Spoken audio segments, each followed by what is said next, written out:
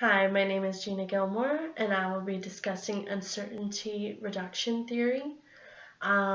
This theory, I decided to choose it because it deals with relationships, and I tend to form those every day because I'm in sales. So every day when I meet a new customer to try to sell an item, I'm forming a relationship.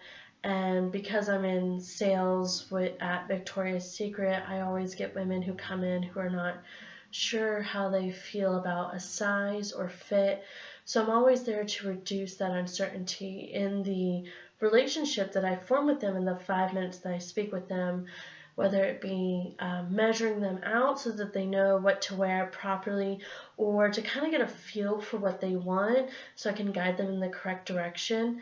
And this would reduce uncertainty by me using the information seeking axiom related to this theory to break down those barriers as to their uncertainty to get to the final product.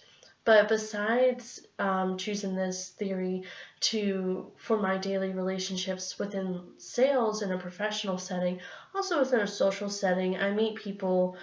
I wouldn't say I meet new people daily, but I do meet a lot of new people often with my job. It's really interactive. At campus recreation with lifeguarding, I meet new students who come through, and anyone who's ever not used the pool before, I make sure that I explain to them our rules and break down any sort of uncertainty levels in that area so that they can use the place safely. And also, I began a relationship a year ago, and when beginning a relationship romantically, you definitely need to see if that person is a good fit for you.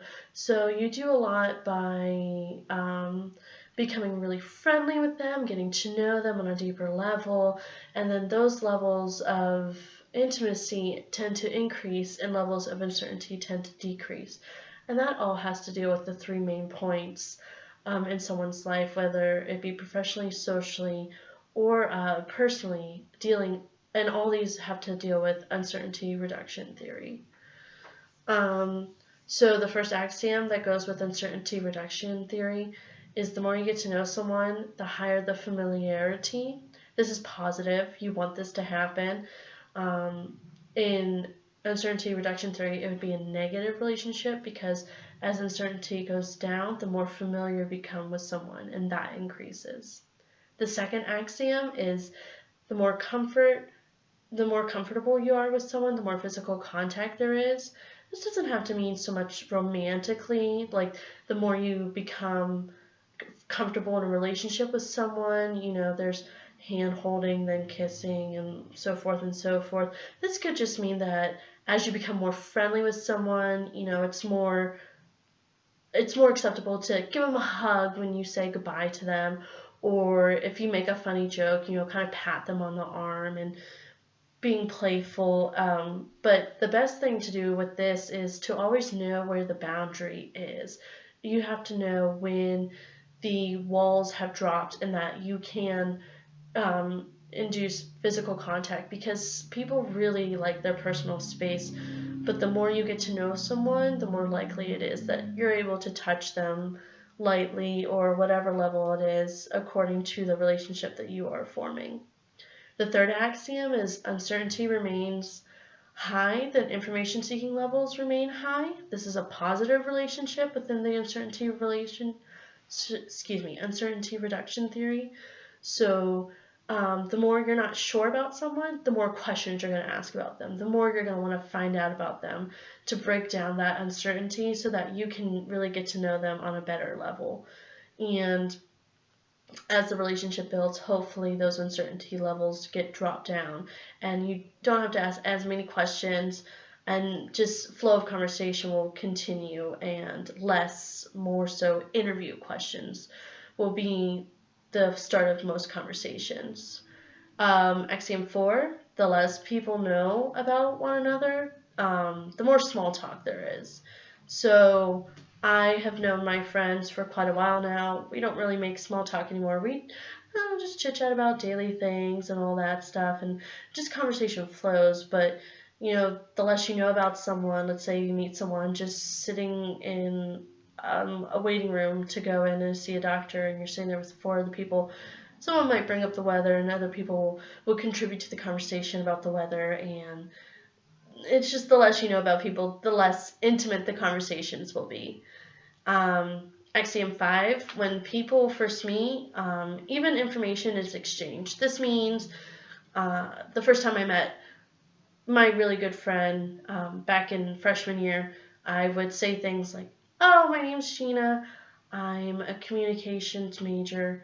What's your major?" And we would exchange even information like our major, our interests, things of that nature, so that we kind of stay on the same level of conversation. But hopefully that one thing might spark an interest and conversation would begin to flow, and we would begin to have better conversations, and uncertainty would decrease and familiarity would increase.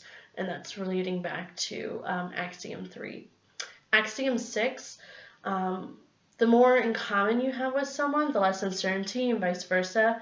So if I met a friend who likes color guard and marching band and swimming, and they all have those same interests, I'm already comfortable with them. We have something to talk about. We have something to relate to. And that way that we can break down the uncertainty level and definitely increase our level of friendship, and our level of conversations will go deeper than just basic daily, how's the weather, how's school, how are you doing? It becomes a better conversation flow. And then the final axiom is the more you talk to someone, the more you like them, and this decreases in uncertainty. So the more you know someone, the more you like them, hopefully. This is all according to you. I've met plenty of people that, even though I've spoke to them time and time again, we never clicked, we never had flow of conversation. I didn't really like anything that they had to say, therefore my level of uncertainty remained high. But the goal is to speak with someone more and more, decrease the level of uncertainty, and gain a liking for them, and then gain a friendship or some sort of interpersonal relationship with them.